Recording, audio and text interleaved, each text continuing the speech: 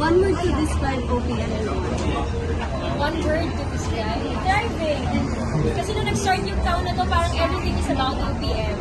Concerts, diba? And hindi lang yung one day na sold out, ha? Two-day sold out concert lahat ng artists na nagpa-perform sa lahat ng malalaking arena natin dito sa Philippines. Baka na question lang po. Because sa concert nyo, it's like you're having the moment with your ships. So paano yun nalaman yung about sa shooting nyo or yung pairing na Yung mga ships na natin. Nakikita ko sila, well, aware naman po kami na yung mga bluesaan, baliw na baliw sa mga ships po. And as long as healthy naman yung pag-ship nila, di ba? Wala namang masama pag pinagbigyan namin, gano'n. Wag lang siguro lalampas sa, minsan yung mga tao din nag-expect ng more. So, ayun lang, siguro, healthy.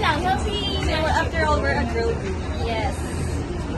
That's it for me. Could you just tell us, ano pa yung plans nyo this year? Kasi marami pa kayong this 2025. More music. Yes, more songs, more collaborations, and sana talaga ma-dominate natin ang international stage. Last question na lang. From since when you started, ano na ibig sabihin for you ng pop local artist? And sure ba yung pananaw niyo nagsimula pa lang and ngayong world pop? How do you see how do you define yung pop local artist?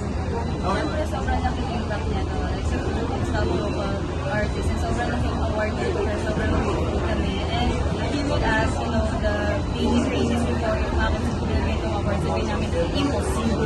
Kasi yung mga ka-receiver now that we're receiving this kind of award, and we're so grateful, and nakaka-influence kami ng mga tao, and nakaka-influence kami ng impact. Not only sa groups namin, pero